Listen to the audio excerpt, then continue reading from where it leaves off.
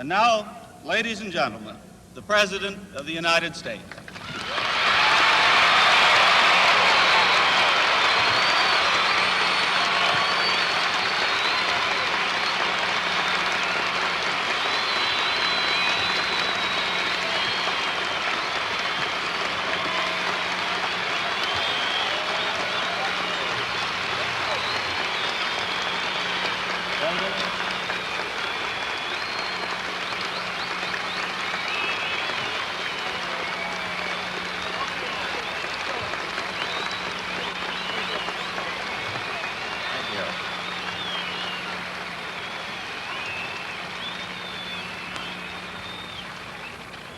President Pitzer, Mr. Vice President, Governor, Congressman Thomas, Senator Wiley and Congressman Miller, Mr. Webb, Mr. Bell, scientists, distinguished guests, ladies and gentlemen.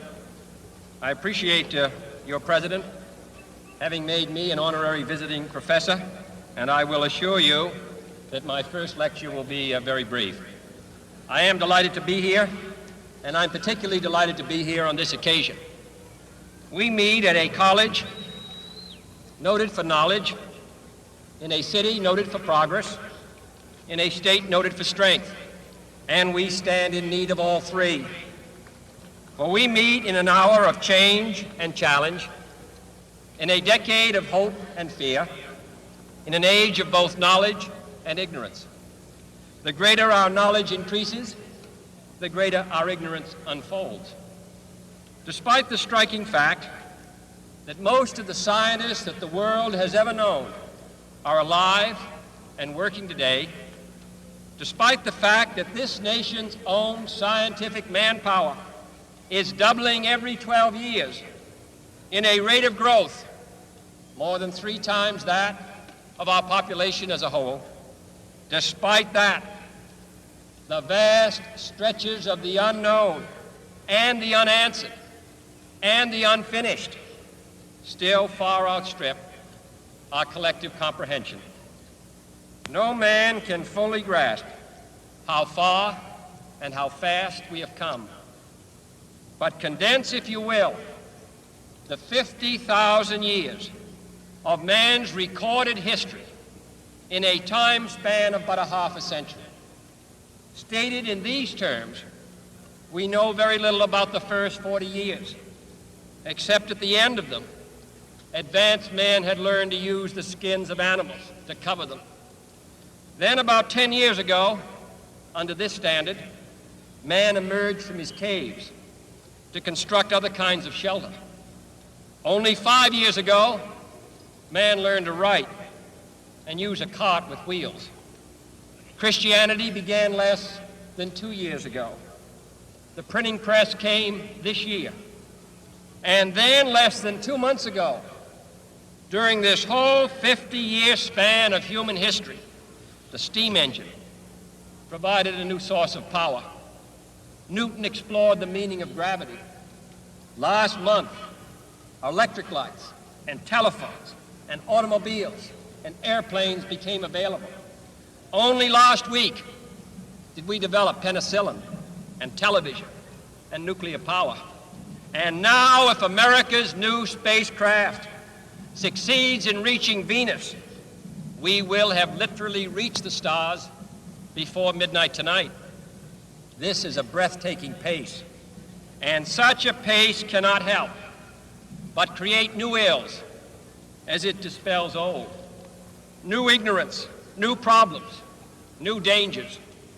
Surely the opening vistas of space promise high costs and hardships, as well as high reward. So it is not surprising that some would have us stay where we are a little longer, to rest, to wait. But this city of Houston, this state of Texas, this country of the United States was not built by those who waited and rested and wished to look behind them.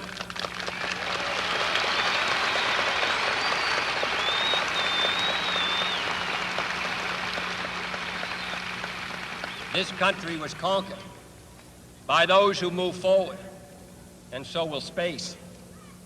William Bradford, speaking in 1630 of the founding of the Plymouth Bay Colony, said that all great and honorable actions are accompanied with great difficulties, and both must be enterprised and overcome with answerable courage.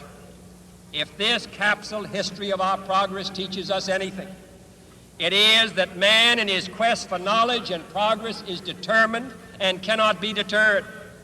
The exploration of space will go ahead, whether we join in it or not. And it is one of the great adventures of all time.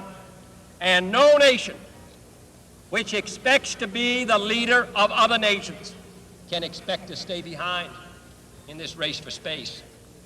Those who came before us made certain that this country rode the first waves of the Industrial Revolution, the first waves of modern invention, and the first wave of nuclear power.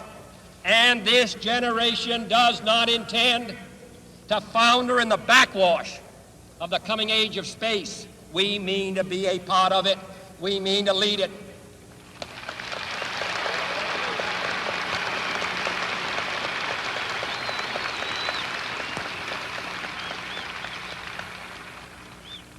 For the eyes of the world now look into space, to the moon, and to the planets beyond. And we have vowed that we shall not see it governed by a hostile flag of conquest, but by a banner of freedom and peace.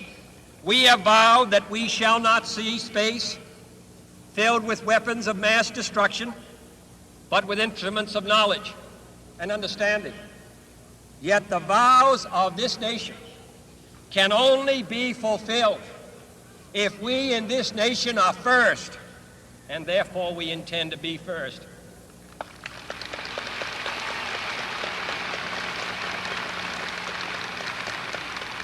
In short, our leadership in science and industry, our hopes for peace and security, our obligations to ourselves as well as others, all require us to make this effort, to solve these mysteries, to solve them for the good of all men, and to become the world's leading spacefaring nation.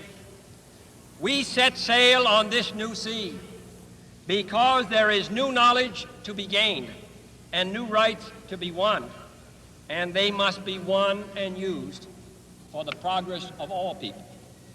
For space science, like nuclear science and all technology, has no conscience of its own. Whether it will become a force for good or ill depends on man. And only if the United States occupies a position of preeminence can we help decide whether this new ocean will be a sea of peace or a new terrifying theater of war.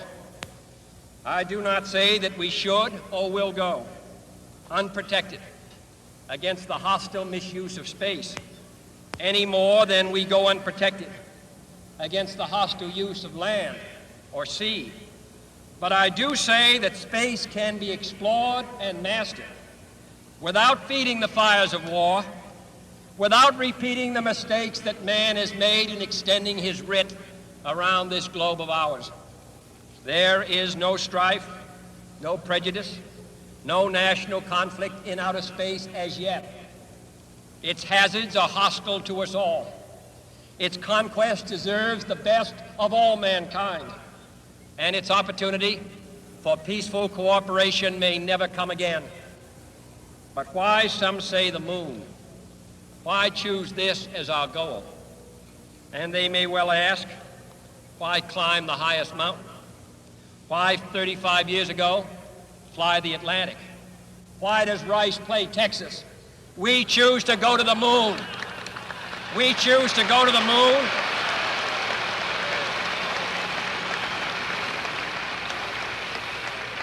We choose to go to the moon in this decade and do the other things, not because they are easy, but because they are hard. Because that goal will serve to organize and measure the best of our energies and skills. because that challenge is one that we're willing to accept, one we are unwilling to postpone, and one we intend to win, and the others too.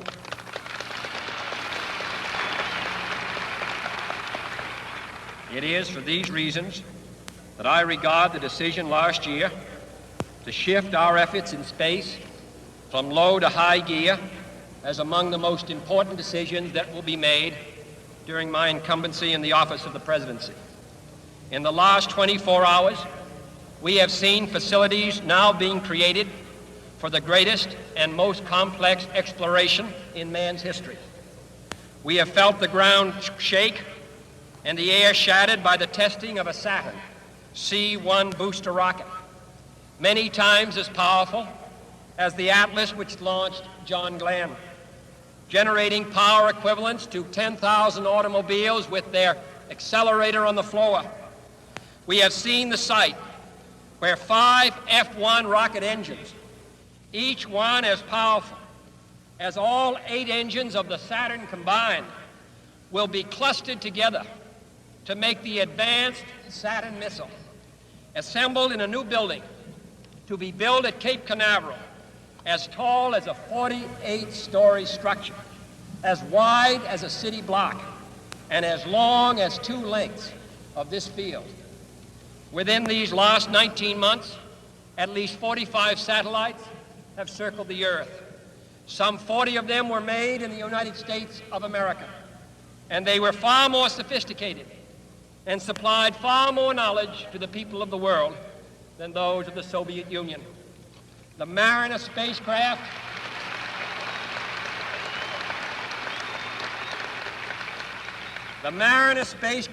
now on its way to Venus is the most intricate instrument in the history of space science. The accuracy of that shot is comparable to firing a missile from Cape Canaveral and dropping it in this stadium between the 40-yard lines. Transit satellites are helping our ships at sea to steer a safer course. Tireless satellites have given us unprecedented warnings of hurricanes and storms, and will do the same for forest fires and icebergs. We have had our failures, but so have others, even if they do not admit them, and they may be less public. To be sure,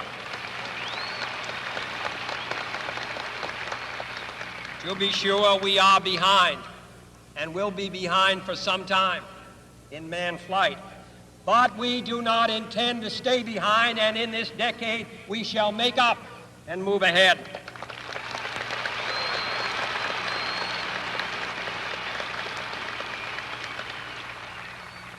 The growth of our science and education will be enriched by new knowledge of our universe and environment, by new techniques of learning and mapping and observation, by new tools and computers for industry, medicine, and the home as well as the school.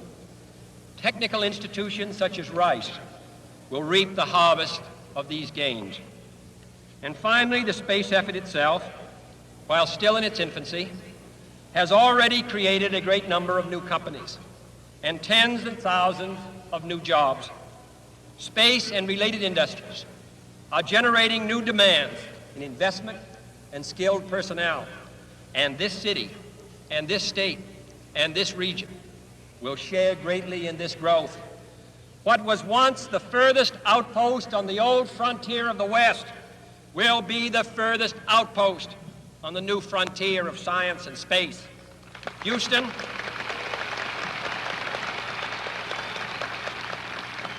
your city of Houston, with its manned spacecraft center, will become the heart of a large scientific and engineering community. During the next 5 years, the National Aeronautic and Space Administration expects to double the number of scientists and engineers in this area, to increase its outlays for salaries and expenses to $60 million a year, to invest some $200 million in plant and laboratory facilities, and to direct or contract for new space efforts over $1 billion from this center in this city. To be sure, all this costs us all a good deal of money. This year's space budget is 3 times what it was in January 1961 and it is greater than the space budget of the previous 8 years combined. That budget now stands at $5,400,000,000 a year, a staggering sum, though somewhat less than we pay for cigarettes and cigars every year. Space expenditures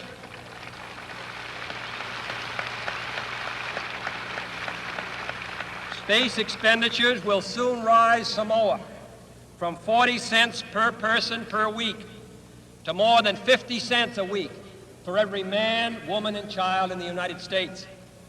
For we have given this program a high national priority, even though I realize that this is, in some measure, an act of faith and vision, for we do not now know what benefits await us.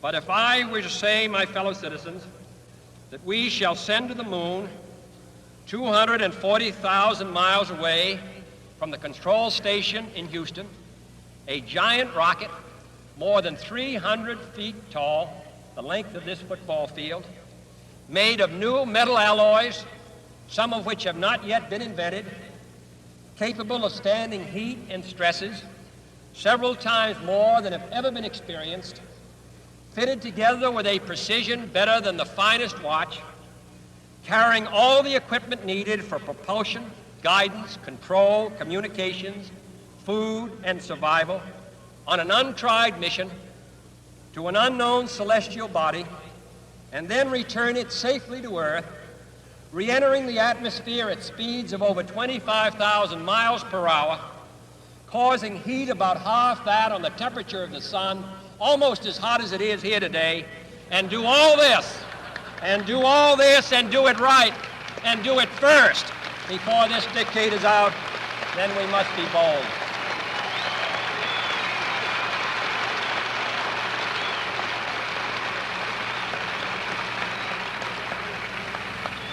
I'm the one who's doing all the work, so we're just going to stay cool for a minute. However, I think we're going to do it. And I think that we must pay what needs to be paid. I don't think we ought to waste any money, but I think we ought to do the job. And this will be done in the decade of the 60s. It may be done while some of you are still here at school at this college and university. It will be done during the terms of office of some of the people who sit here on this platform. But it will be done, and it will be done before the end of this decade. And I am delighted that this university is playing a part in putting a man on the moon as part of a great national effort of the United States of America.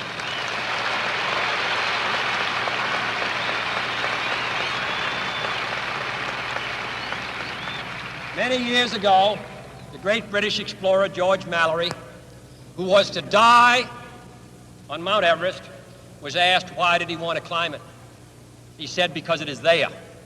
Well, space is there, and we're going to climb it. And the moon and the planets are there. And new hopes for knowledge and peace are there. And therefore, as we set sail, we ask God's blessing on the most hazardous and dangerous and greatest adventure on which man has ever embarked. Thank you.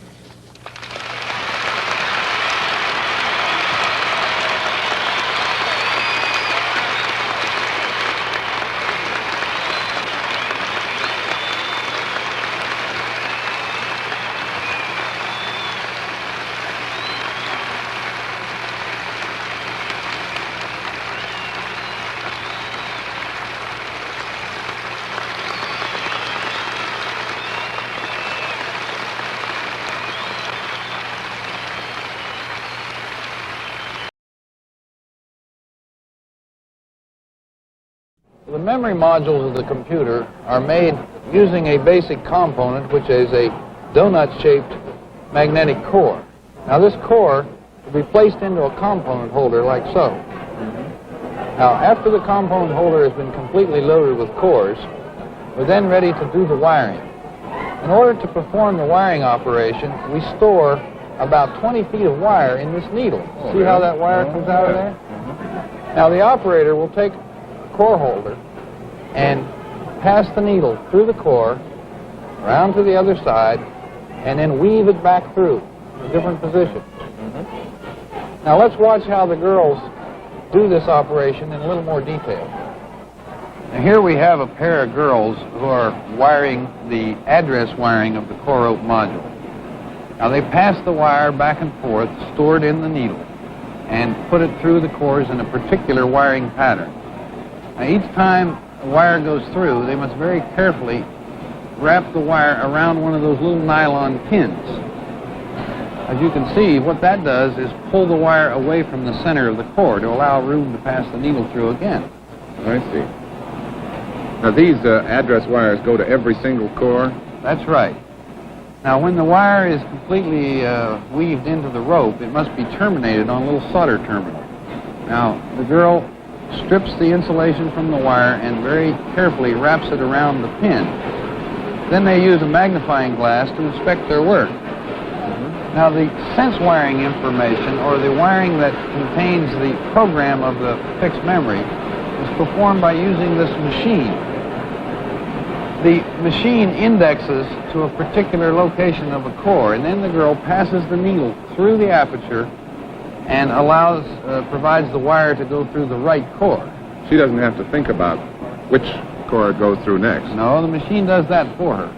Now note, each time the wire passes through, that little aperture jogs down and pulls the wire around one of the nylon pins.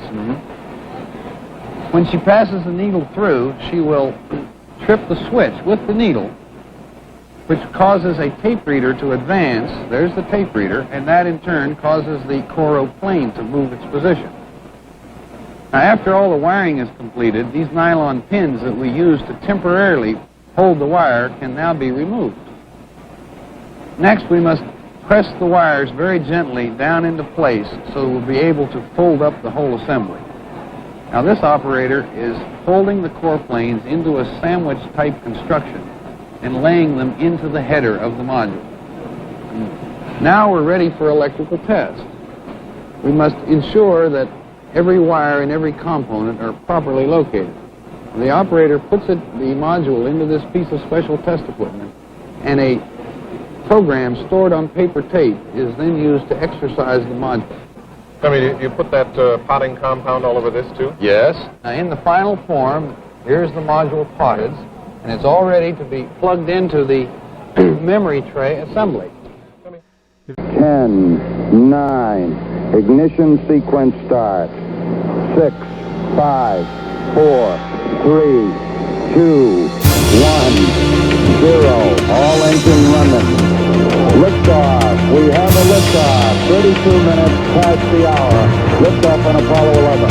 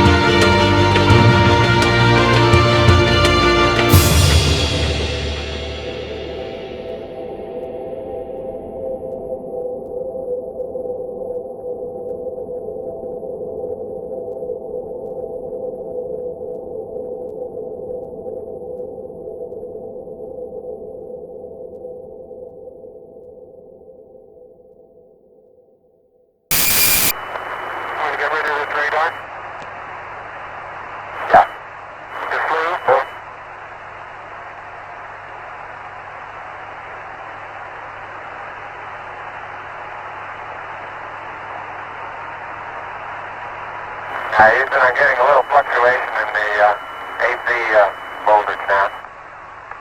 Roger. 50 meter here. Stand by. Looking good to us. You're still looking good. It's coming up 3 minutes.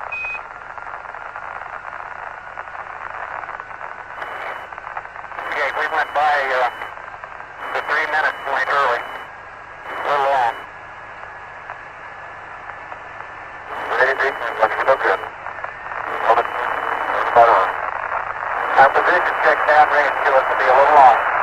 Roger, copy. Ag is showing about 2 feet per second greater rate of descent.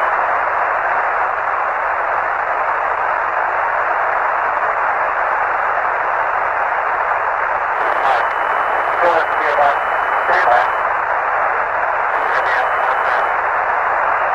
Altitude rate of 370. I got about 2 seconds left.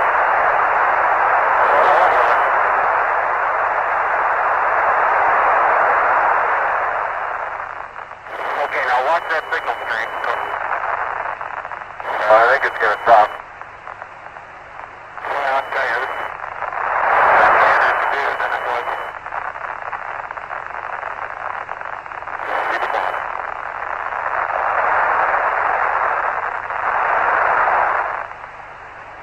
You're a go. Back to go in 4 minutes. Roger, you're a go to continue power descent. You're a go to continue power descent. Roger. And Eagle Houston, we got data dropout. You're still looking good.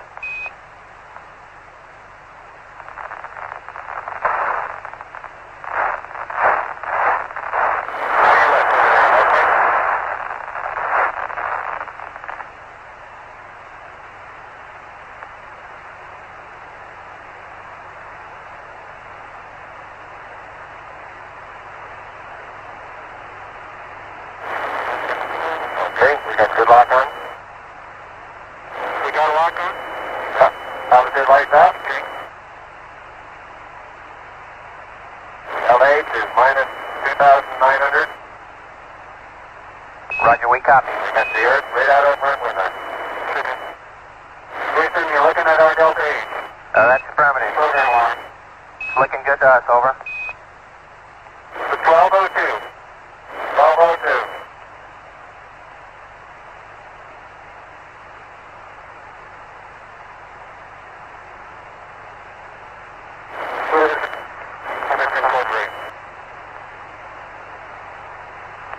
Give us a reading on the 1202 program alarm. Roger, we got you. We're going at alarm. Roger, 330. 6 plus 25, throttle down. 6 plus 25, throttle down. Roger, copy. 6 plus 25.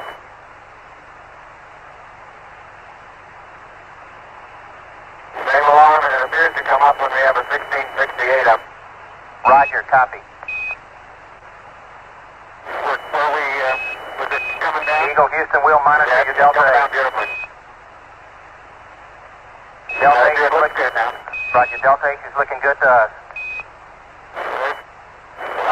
Got it on one time. Roger, Feel it copy, in here throttle when the down. throttle's down. Better in the simulator. Roger.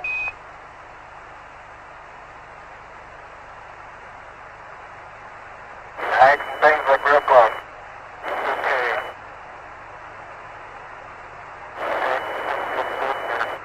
No flag. Let's get the score. Get the score.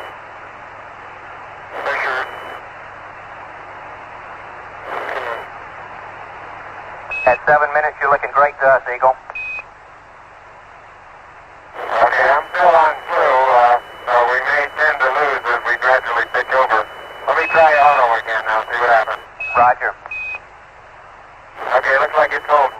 Roger, we got good data. Okay. 7:30 coming up. Should be. 7. 6 head low.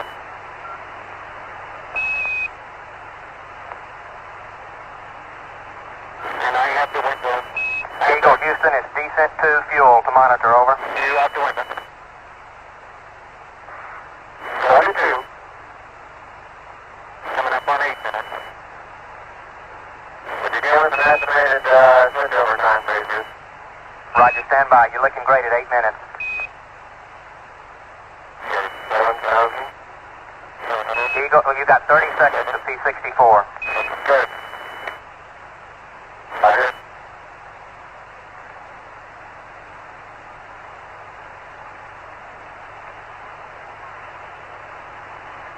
Eagle Houston coming up 8:30. You're looking great.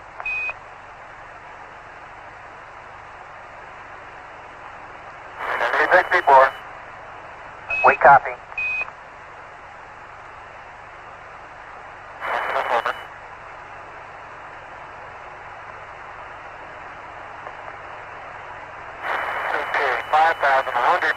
Eagle, you're looking great. Coming up 9 minutes. Check my attitude control.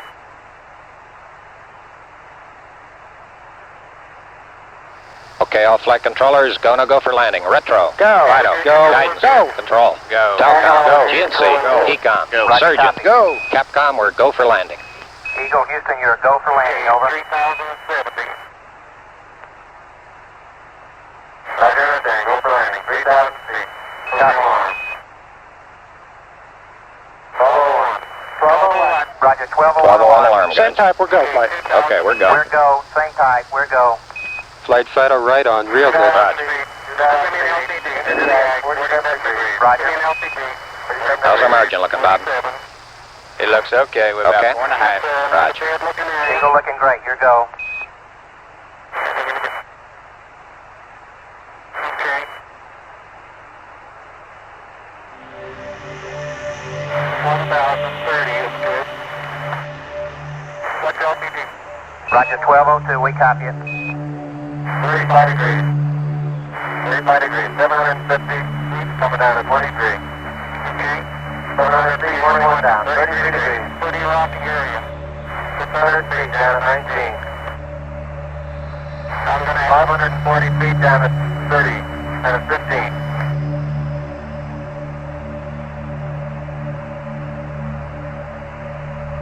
Okay, 400 feet down to 9. 68 forward. Okay, 350 feet down at 4. 130, 6.5 down.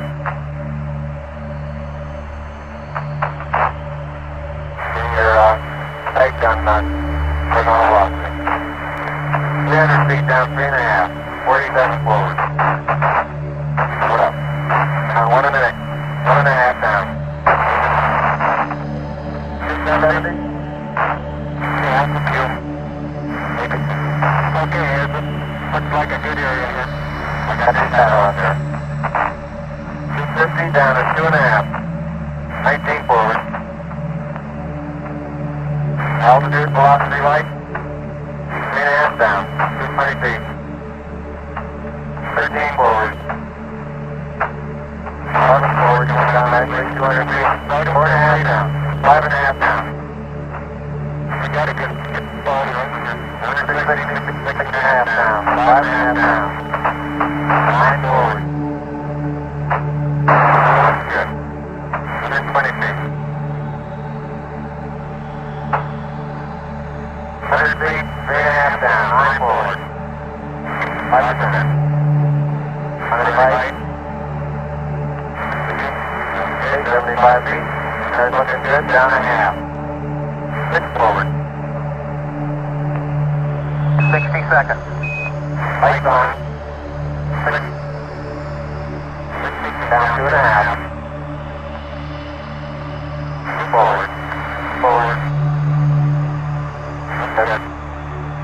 40 feet down 2.5. Picking up some dust. 30 feet, 2.5 down. Big shadow. 4 forward. 4 forward, drifting to the right roll. 6 feet, 9.5. 30 seconds. Forward. Right.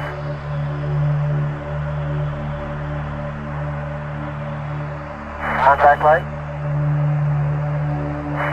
Okay, engine stop. CPA at a descent. Auto descent. Auto control, both auto descent. And override off. Leader arm off. 413 is in. On the door. We've had shutdown. We copy you down, Eagle. Okay, everybody, T1. Stand by for T1. Tranquility Base here. The Eagle has landed. Roger, Tranquility. We copy you on the ground. You got a bunch of guys about to turn blue. We're breathing again. Thanks a lot. Thank you. You're looking good, Harry. Okay, we're going to be busy for a minute. Master arm on. Take care of the descent.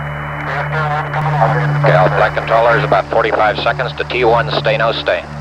Flight, that Go, guidance. 14 plus 2 looks beautiful. Roger. Very smooth touchdown.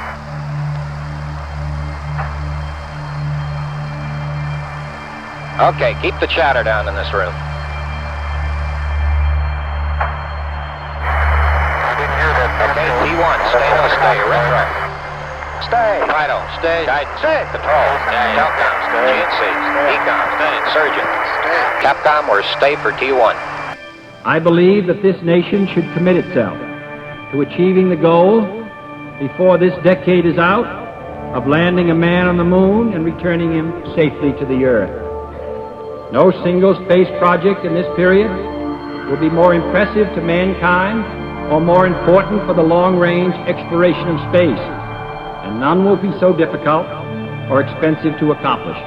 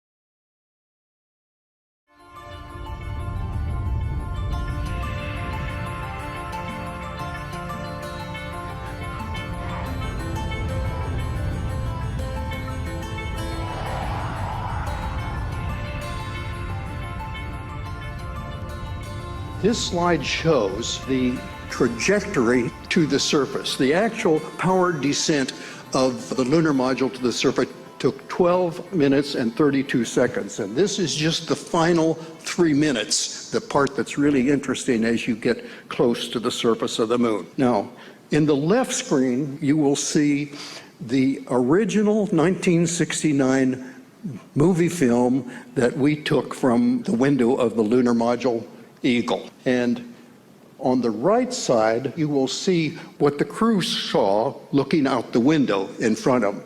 Now, there is a shaded area there that shows you the exact duplicate of the area that's on the left, so you can compare the craters and see if they are duplicate of each other. The one on the left took place 42 years ago. This pictures on the right took place in the last 2 years. Okay, we've been descending. I should tell you, you'll hear the crewman talking. You'll hear my co-pilot giving altitude and descent rates, and you'll hear people in the background talking from mission control on Earth. We've been descending about 2,000 meters a minute. We're now down to about below 1,000 meters in altitude.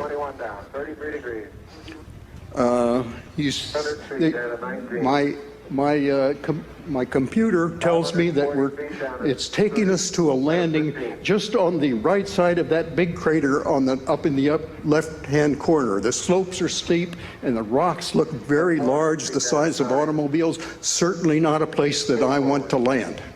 So I took over manually from the computer, the autopilot, and flew it like a helicopter on out to the west to try to find a smoother, more level landing spot. The computer is complaining now and then. You'll hear caution alarms, 1202s and 1201s, which is telling us the computer is a little bit concerned about its operation, but everything looks good, and the people in mission control tell us we can continue.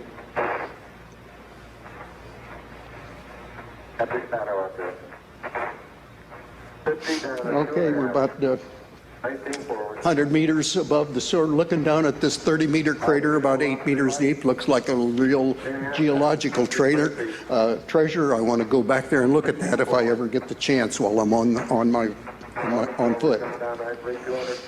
We're looking for a smooth spot beyond that crater. I see a smooth spot right up near the top of the screen. It looks like that's a good place to be, and I'm running low on fuel. I have less than 2 minutes of fuel.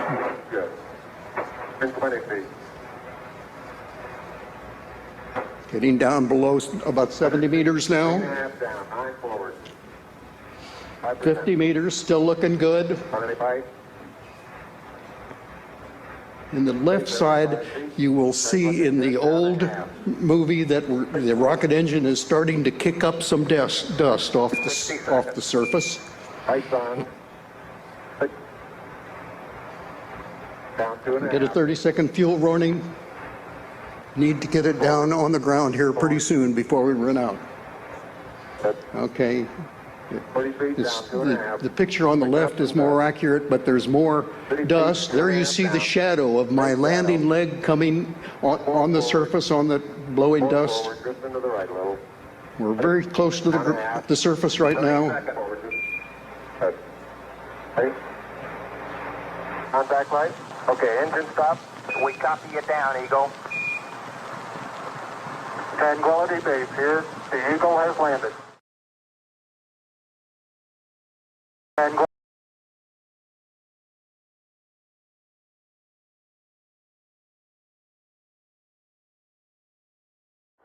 Okay, can you pull the door open a little more?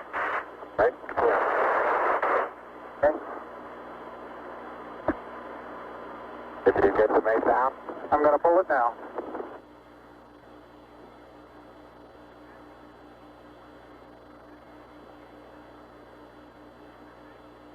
Houston, the Mesa came down. All right. Houston, roger, we copy, and we're standing by for your TEV.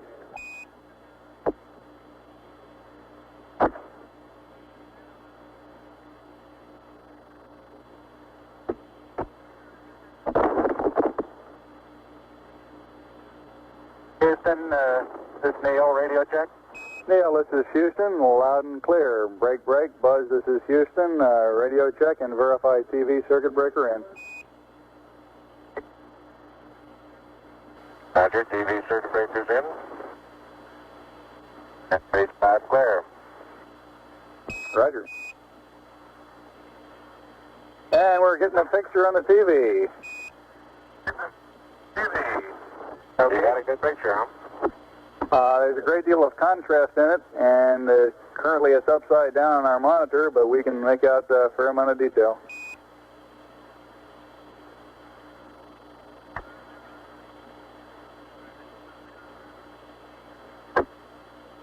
Okay, would you verify the position, the opening I ought to have on the camera? Stand by.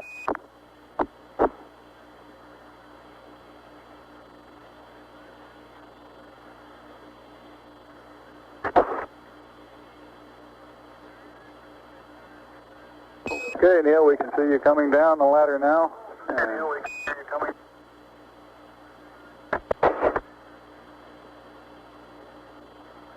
Okay, I just checked getting back up to that first step. That isn't collapsed too far, but it's adequate to get back up. Roger, we copy. It's a pretty good little jump.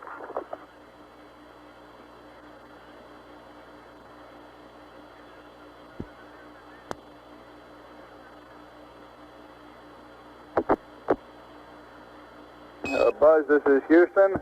F2, 1/160th second for shadow photography on the sequence camera. Okay. I'm at the foot of the ladder. The LEM footbeds are only depressed in the surface about 1 or 2 inches, although the surface appears to be very, very fine-grained as you get close to it. It's almost like a powder. Ground mass is very fine.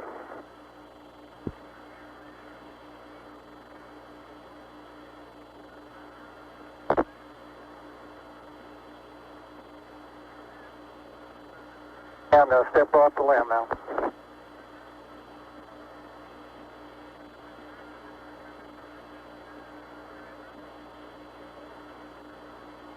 That's one small step for man,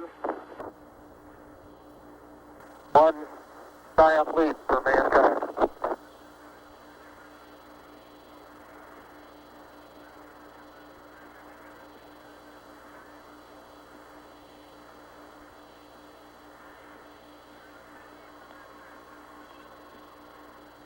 the surface is fine and powdery, I can pick it up loosely with my toe.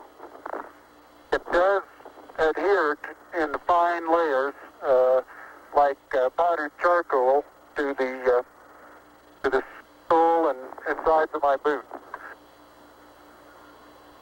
I only go in a small fraction of an inch, maybe an eighth of an inch, but I can see the footprints of my boots and the treads in the fine sandy particles. Neil, this is Houston. We're copying.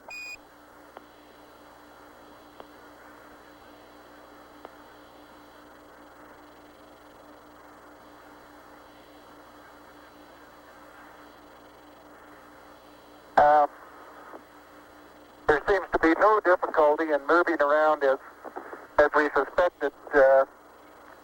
It's even perhaps easier than the simulations of 16G that we performed in various simulations on the ground. Absolutely no trouble to walk around.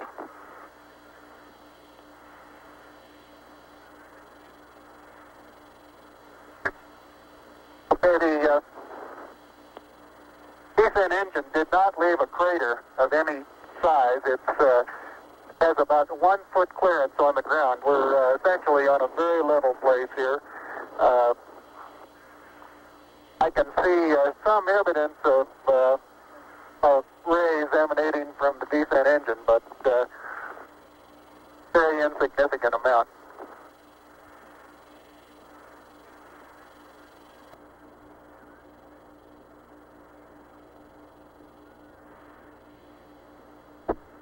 Okay, Buzz, we ready to bring down the camera? I'm all ready. I think it's 2 miles squared away in good shape. Okay. Okay, you'll have to pay out all the LEC, Ned. Looks like it's coming out nice and evenly. Okay, it's quite dark here in the shadow and a little hard for me to see that I have good footing. I'll work my way over into the sunlight here without looking directly into the sun. Okay, it's taut now.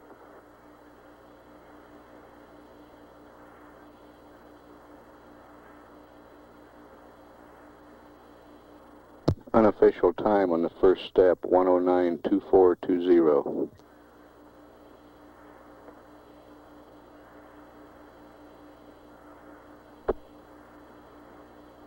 Okay, I think you're pulling the wrong one. I'm ready to pull it down now. There was still a little bit left in the... Okay, don't hold it quite so tight. Okay? Okay.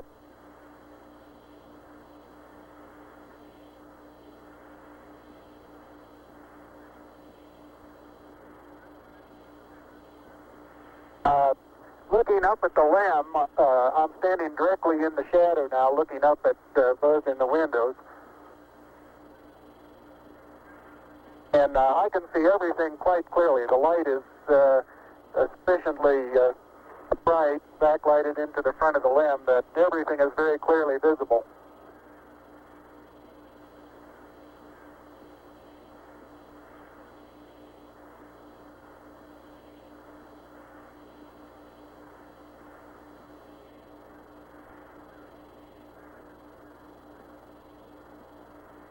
Okay, I'm going to be changing the Okay.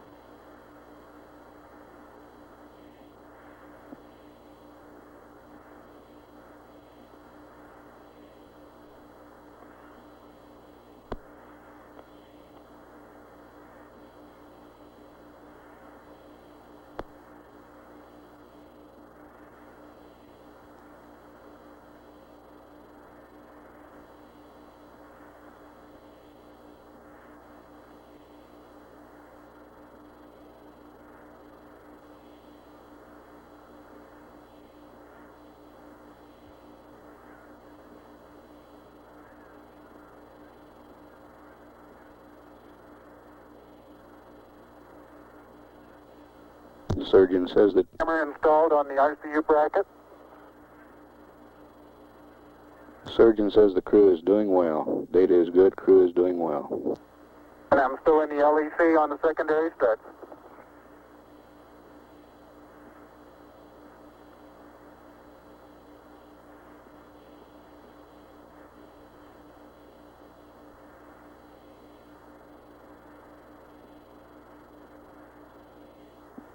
I'll step out and take some of my first pictures here.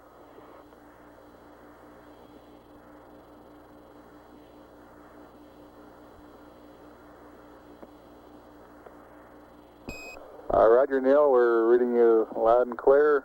Let's see, getting some pictures and the contingency sample.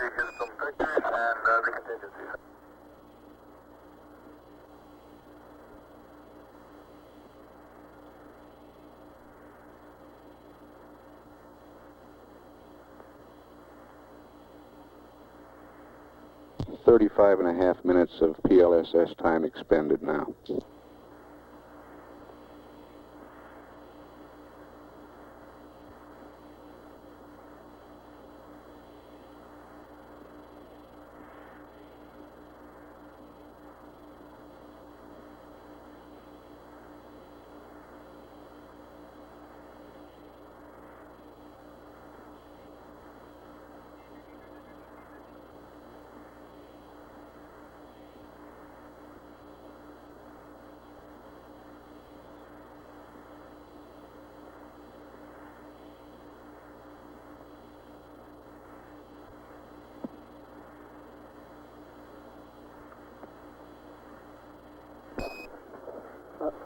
Neil, this is Houston. Did you copy about the contingency sample? Over. All right, you're going to get to that just as soon as I finish these picture series.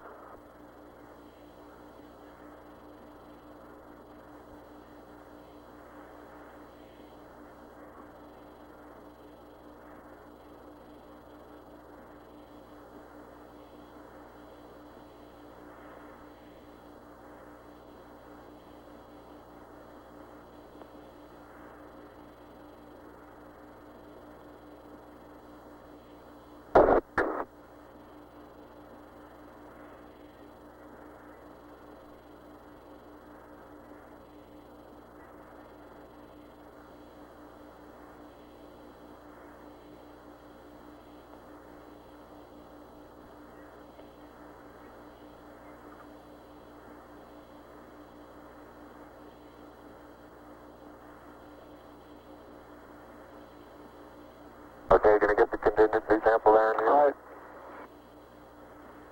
Okay, that's good.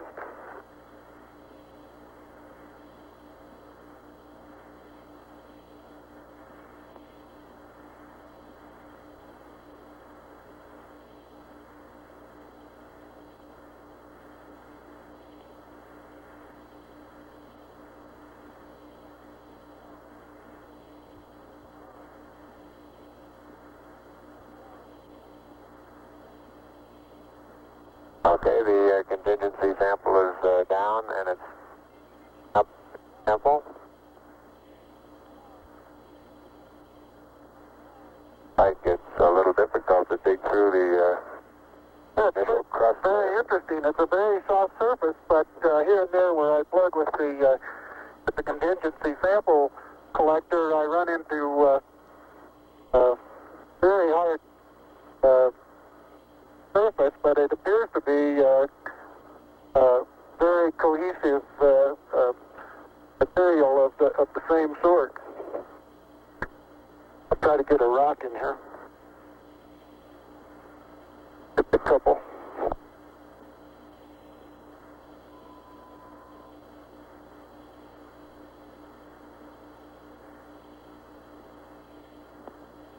Oh, that looks beautiful from here, Neil. It has a stark beauty all its own. It's like much of the high desert of the United States. It's different, but it's very pretty out here. We advise that a lot of the rock samples out here, the hard rock samples, have what appear to be vesicles in the surface. so. I'm looking at one now that appears to have some sort of penetrance. Houston, roger out.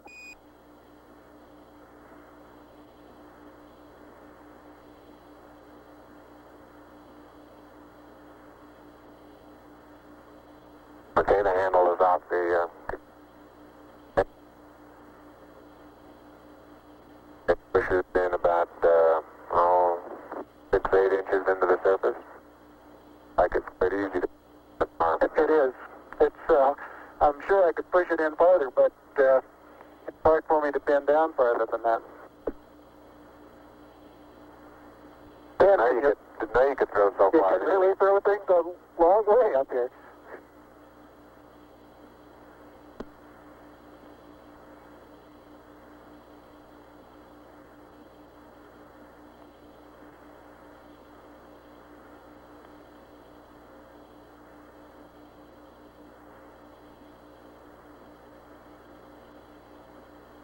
My pocket open, bud? Yes, it is. It's not up against your suit, though. Hit it back once more. More toward the inside. Okay, that's good.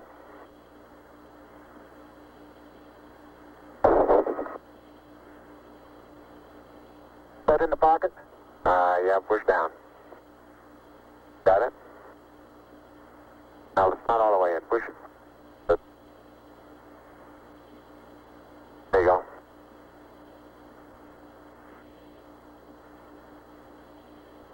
Engine, the sample is in the pocket. My oxygen is 81%. I have no flags, and I'm in minimum flow. This is Houston, roger, Neil.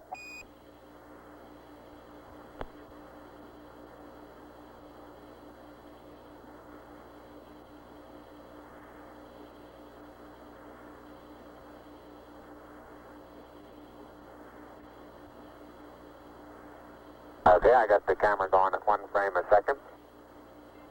Okay.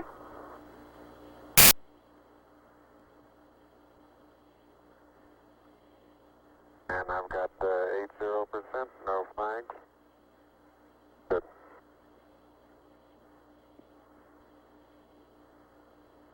Are you getting a TV picture now, Houston? Neil, yes, we are getting a TV picture.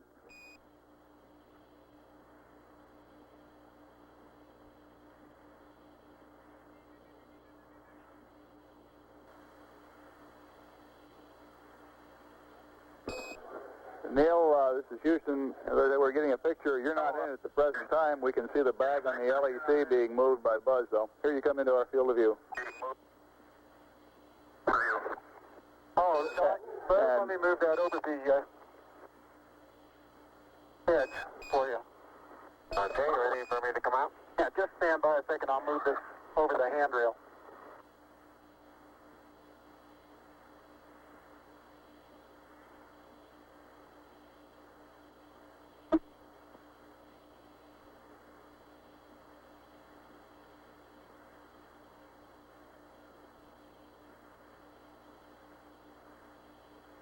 Okay. All right, that's got it. Are you ready? All set.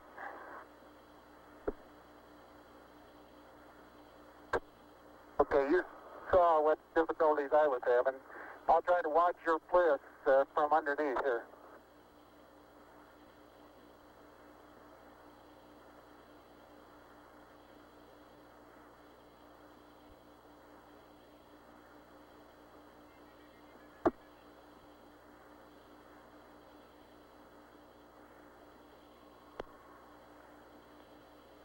All right, the backup camera is position.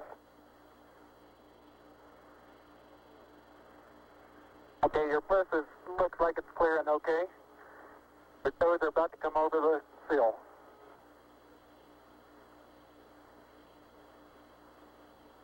Okay, now drop your bliss down. There you go, you're clear. And laterally you're good. Got an inch clearance on top of your bliss. Okay, you need a little bit of arching of the back to come down.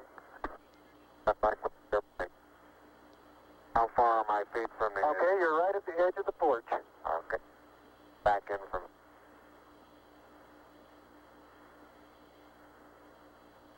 Small little foot movement. Porch. Arching of the back. Moment comes up and clears the bulkhead without any trouble at all. Looks good.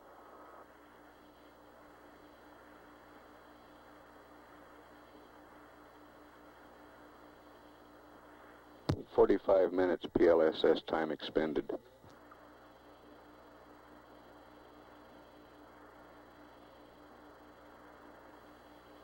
Neil, this is Houston. Based on your camera transfer with the LEC, do you foresee any difficulties in SRC transfer over? Difficulties in SR.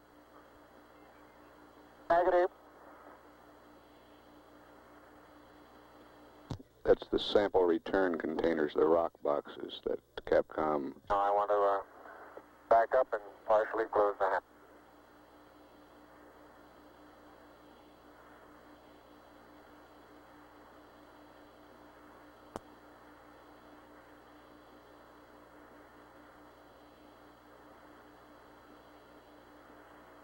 Making sure not to lock it on my way out. Particularly good thought. That's our home for the next couple hours. We want to take good care of it. Okay, I'm on the top step and I can look down over the RCU and landing gear pad. It's a very simple matter to hop down from one step to the next. Yes, I found it to be very comfortable, and walking is also very comfortable.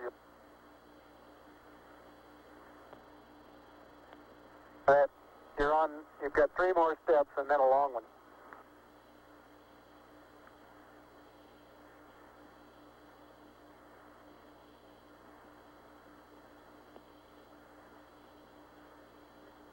Okay, I'm going to leave that 1 foot up there and both hands down about the 4th rung up.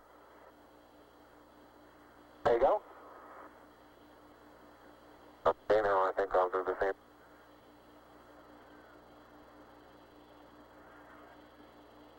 A little more. About another inch. There, you got it? That's a good step. Yep. About a 3-footer.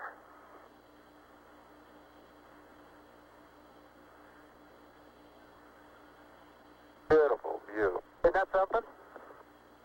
Magnificent sight out here. Magnificent desolation.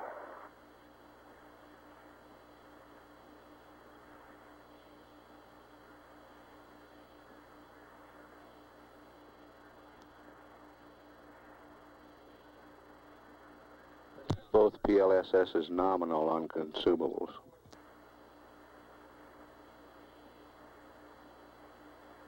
Looks like the secondary strut have little thermal effects on it right here, Neil. Yeah, I noticed that.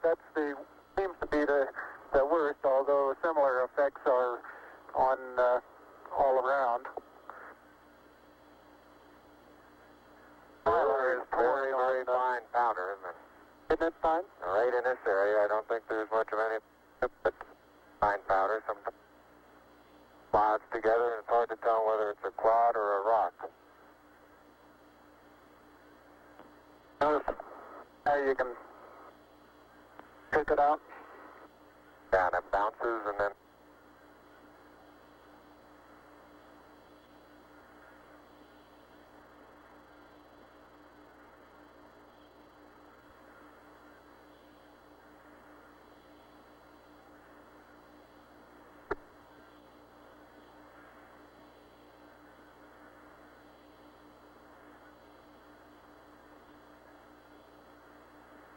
reaching down, fairly easy.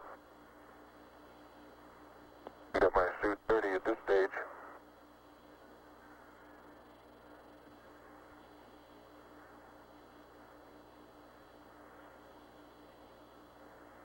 The mass of the backpack does have some effect in inertia.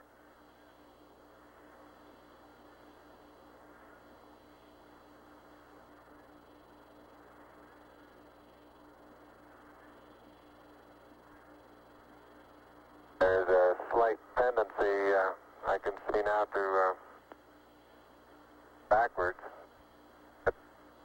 due to the soft, very soft texture. Oh, you're standing on a rock, big rock there now.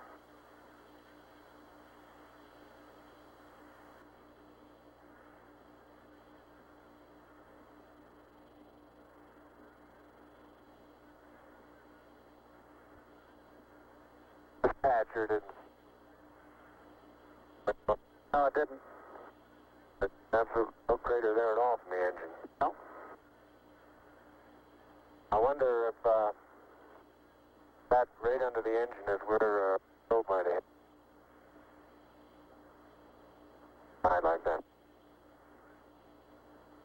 Yeah, I think that's a good representation of our sideward velocity of touchdown. That folded the probe. I'll see that probe over on the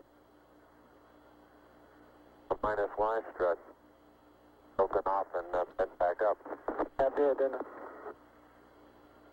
The other two both bent over.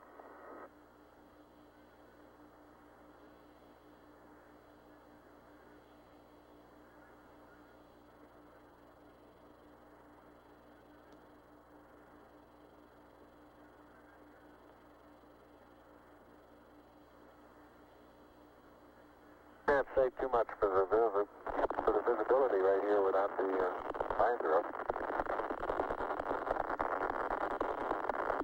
Pretty dark. It looks like there's a surface of a flat rounded rock.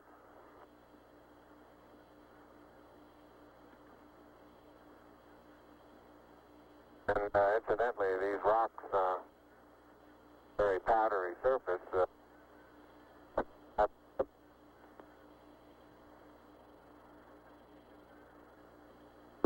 Say again, please, Buzz. You're cutting out. And here's some... I say that the rocks are rather slippery.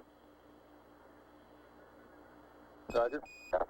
Very powdery surface. When it's on there, it fill up all the very little fine porises.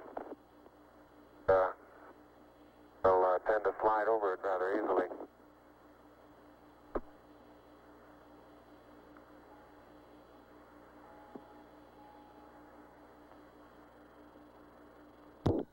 Neil Armstrong getting ready to move the TV camera now out to its panorama position. Traction seems like good. Particular area.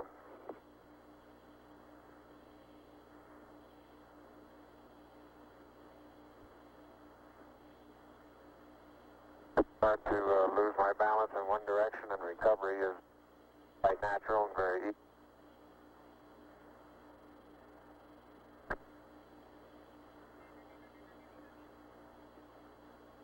And moving arms around, Jack doesn't off the surface. Not quite that light-footed. And I have the insulation off the mesa now. The mesa seems to be in good shape. You have to be careful that you're leaning in the direction you want to go, otherwise you slightly inebriate. In other words, you have to cross your foot over to stay underneath where your center of mass is.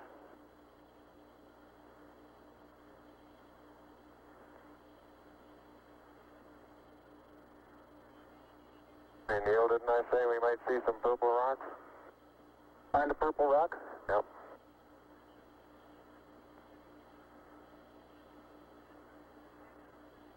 Very small, sparkly fragments are rock. They're reflecting sun in places. That would make a first guess at some sort of biotite.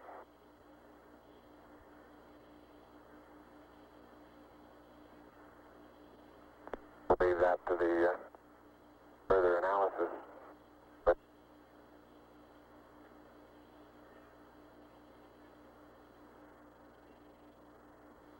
soil compacts underneath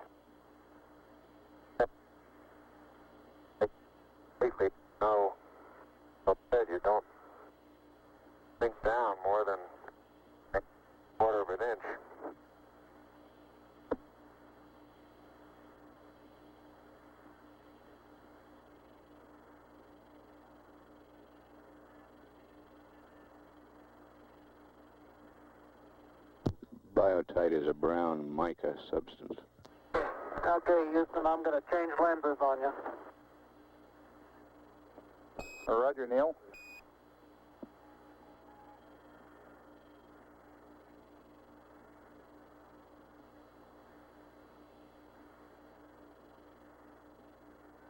Life support consumables still looking good.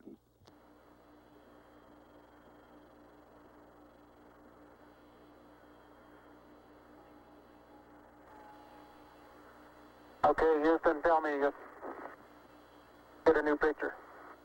Neil, this is Houston. That's affirmative. We're getting a new picture. You can tell it's a longer focal length lens. And for your information, all LEM systems are go. Over. For your information, all LEM. I appreciate that. Thank you.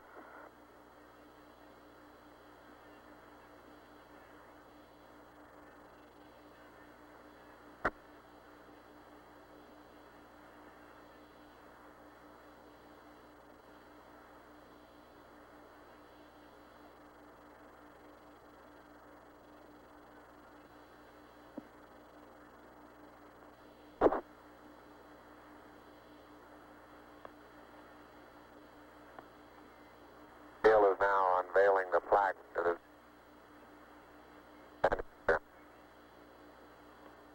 Roger, we've got you bore-sighted, but back to one side. Bore-sighted.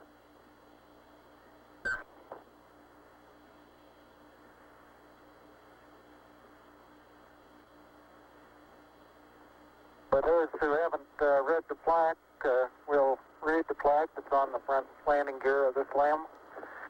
There's two hemispheres, one showing each of the two hemispheres of Earth. Underneath it says, "Here men from the planet Earth first set foot upon the moon, July 1969 AD. It came in peace for all mankind." It has the crew members' signatures and the signature of the President of the United States.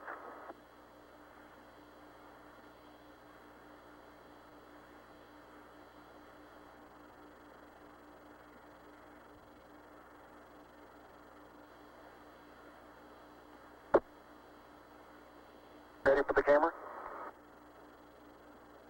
I'll get it. Now you're taking TV on now. Touch the LEC there.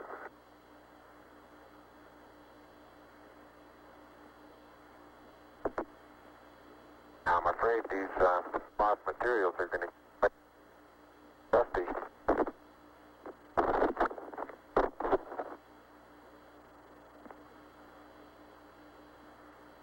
The surface material powdery. I don't know how good your lens is, but if you can touches, that gloves.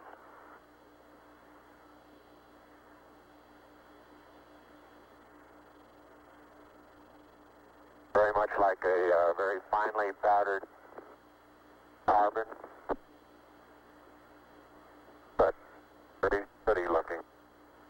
You pull out some of my cable for me, bud?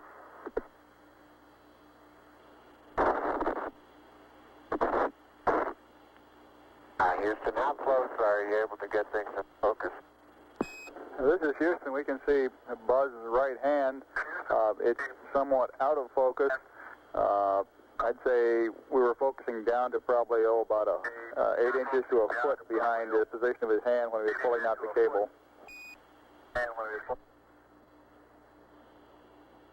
Okay, how's the temperature looking there? Temperature of the camera is showing cold. I'm a little cool. I think I'll take.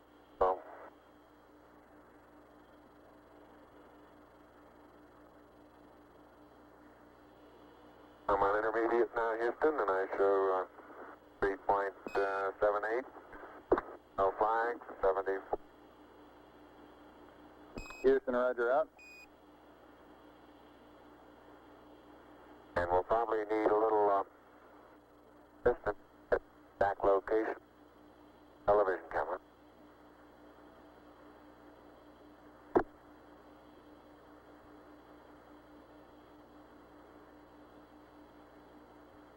And Neil, look at the minus Y strut. Your direction of travel there. Traveling from right to left. Right. So this one over here underneath the methane engine where the probe first hit. Minus my probe first hit. I got plenty of cable? You got plenty more.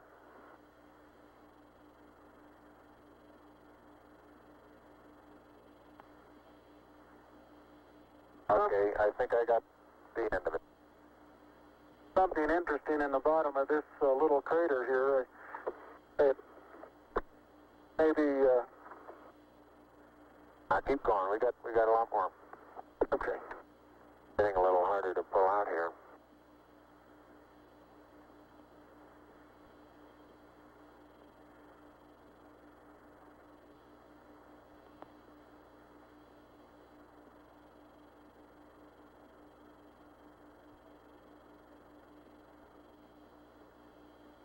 If you stand on the ladder facing forward, the minus Y strut is the landing gear to your left. Say I am, Buzz. 40, 50 feet. Why don't you turn around and let them get a view from there and see what the field of view looks like. You're backing into the cable. Okay. Turn around to your right, be better. I don't want to go into the sun if I can avoid it. That's right, yeah. I just leave it. All right, let it Sit like that and walk around it.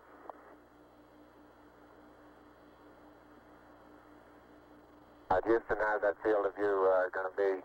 Pick up the mesa far away? Right.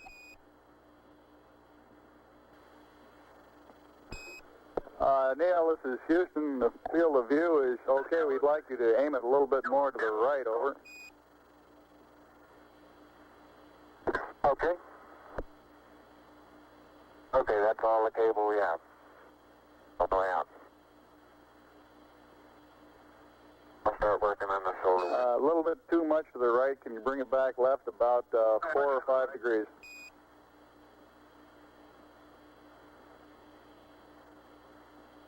Okay, that looks good, Neil. Hey, that looks good, Neil. Okay, now, think I ought to be farther away or closer? Can't get too much further away. Let's try it like that for a while. I'll get a couple panoramas with it here. Roger, you look okay as far as distance goes, Neil, and we'll line you up again when you finish the panorama. You're going too fast on the panorama sweep. You're going to have to stop for... I haven't stopped. I haven't set it down yet. That's the first picture in the panorama. Right there. Roger.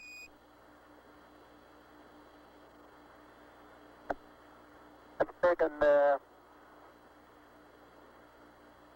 just about northeast.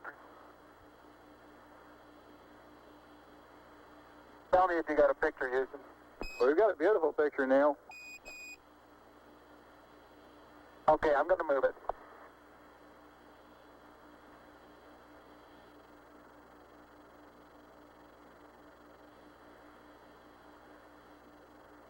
Okay, there's another good one.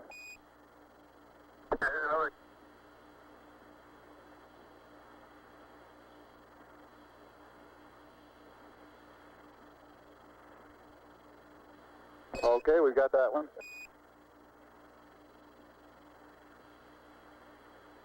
Okay, now this one's right down sun, straight west, and I want to know if you can see an angular rock in the foreground. Roger, we have a large angular rock in the foreground, and it looks like a much smaller rock a couple of inches to the left of it, over. Right, and then on beyond it about 10 feet is an even larger rock that's very rounded. That rock is about, the closest one to you is about sticking out of the sand about 1 foot. It's about 1.5 feet long, and it's about 6 inches thick, but it's standing on edge. Roger.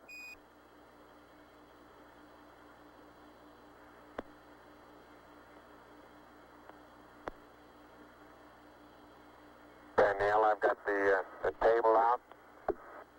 The bag deployed. We got this view, Neil.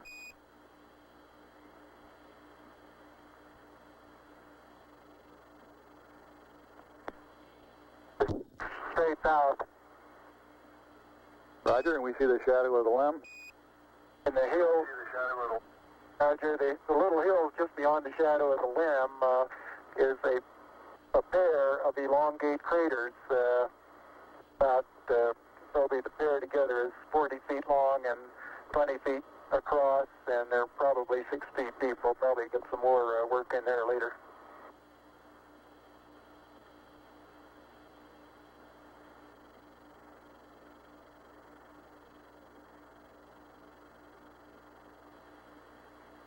Roger, and we see Buzz going about his work. How's that for a final? For a final orientation, we'd like it to come left about 5 degrees, over.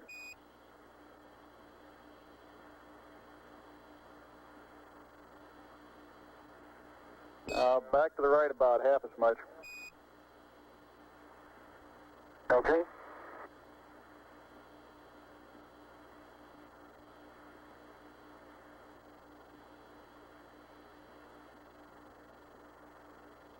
Okay, that looks good there, Neil.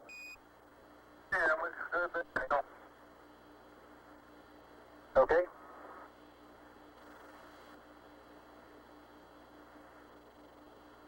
One hour, 7 minutes time expended.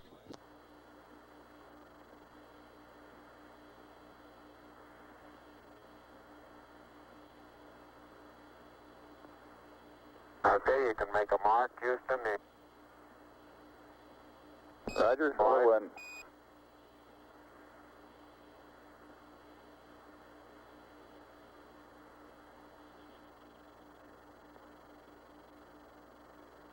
And incidentally, you can use the shadow that the staff makes to assist you in getting it perpendicular.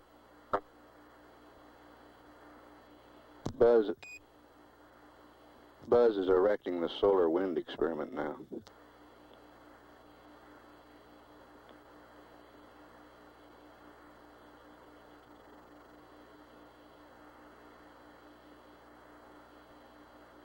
Some of these small depressions, big soft, and you tend to think, oh, maybe 2 or 3 inches. I can suggest exactly what the layer pictures showed when they pushed away a little bit. You can force transmitted through the upper surface of the soil, and about 5 or 6 inches away, it breaks loose and moves as if it were caked on the surface, when in fact it really isn't.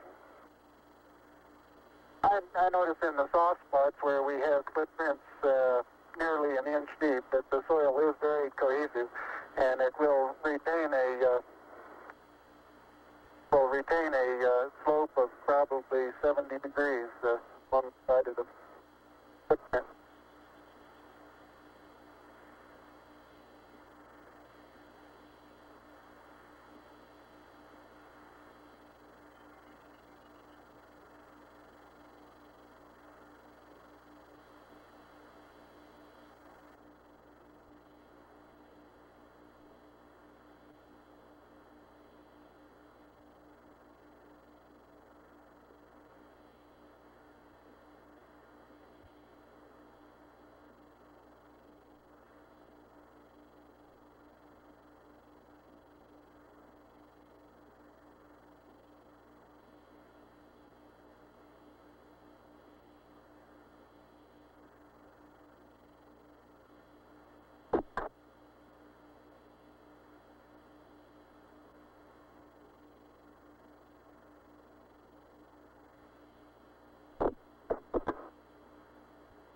All limb systems still looking good.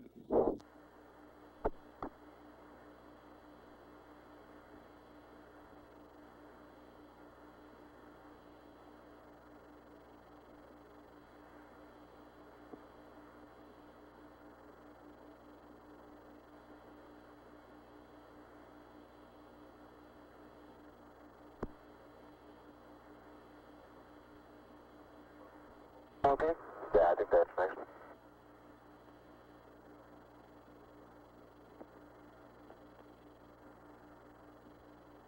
Dead end, come on.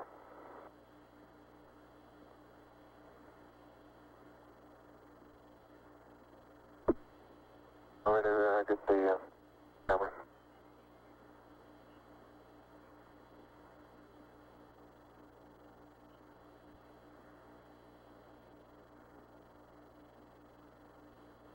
Take that part. Go out here with them.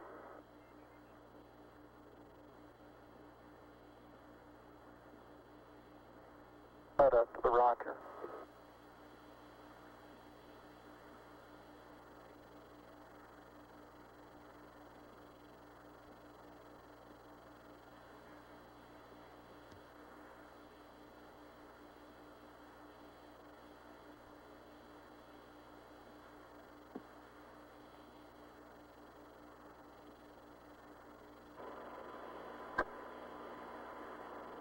Okay, you'll have to extend that one.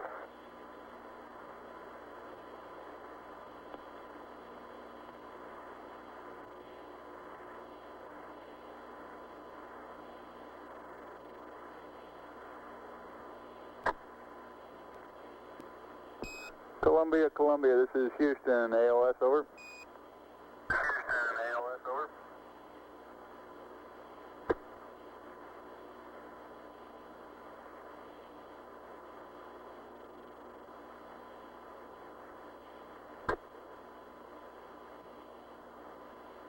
Neil Armstrong's been on the lunar surface now almost 45 minutes.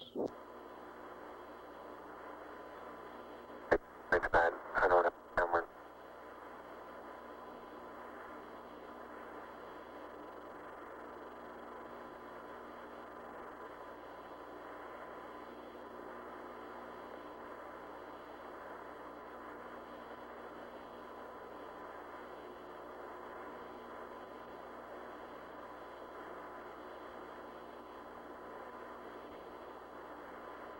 Houston, Columbia on the high gain, over.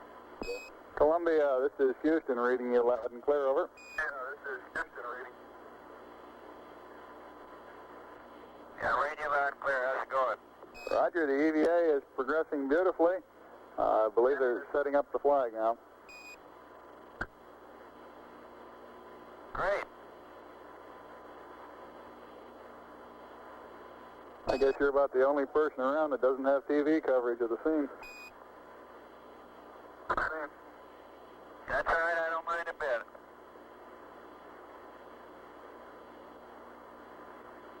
How is the quality of the TV? Oh, it's beautiful, Mike. It really is. Oh, geez, that's great. Is the lighting halfway decent? Yes, indeed. They've got the flag up now, and you can see the stars and stripes on the lunar Flag surface. up now, and you can see the stars and stripes on the lunar surface. Beautiful, just beautiful.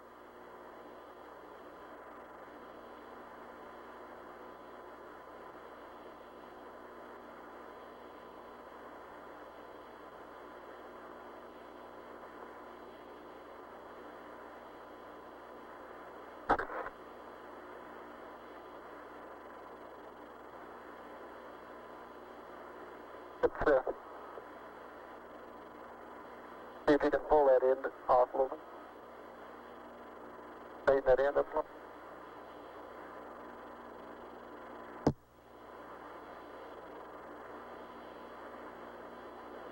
It won't go up.